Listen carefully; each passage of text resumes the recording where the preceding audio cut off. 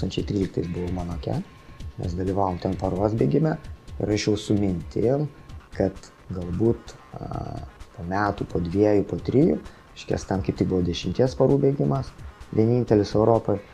Toks noras buvo, reiškia, sudalyvauti tenai.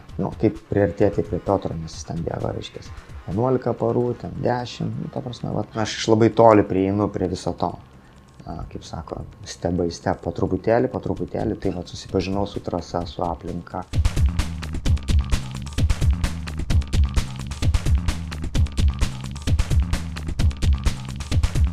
Monake bėgimas yra labdaringas, ten daug labai rėmėjų yra, jį kuruoja, reiškia, karališkoji šeima ir bėgimas vyksta būtent 8 paras, tai 45 žmonės yra užregistruoti, kurie bėgs 8 paras, o visi kiti žmonės paaukoja tam tikrą sumą, gali, reiškia, tame pačiame rate kažkiek tai prabėgti. Tai 2013 metais, kai aš bėgau, jeigu neklystu, dalyvavo apie 10 000 žmonių. Rėmėjai, už kiekvieną nubėgtą kilometrą, jeigu neklystu, €20 ar €30, tai tikriausiai tas 30 yra mokesčiam pat. O mes už dalyvavimą turim patys susimokėti. Ir paskui pačio renginio metu, reiškia, mes už papildomą maistą turim susimokėti, už savanorių darbą ir ten tokių išlaidų.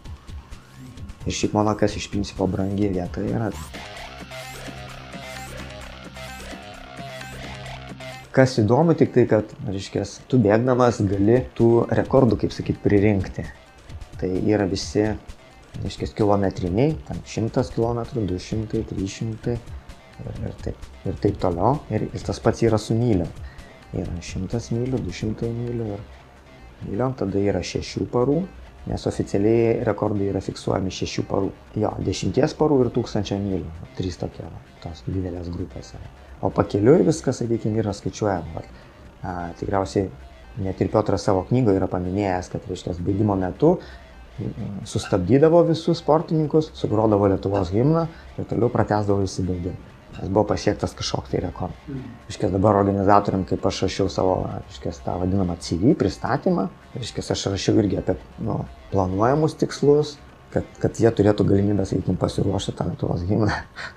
Nes yra tokių minčių. Tarkim, jeigu pavyktų 100 mylių rekordą pagerinti, bet kas, tokiom bėgime tikrai tas yra neįmanoma.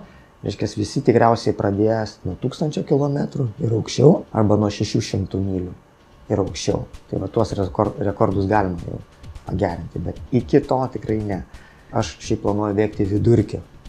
Tai nei greitėjančiai, nei lėtėjančiai, o išlaikyti tą, sakykime, pastovų, kiekvieną dieną nubėgti tam tikrą skaičių.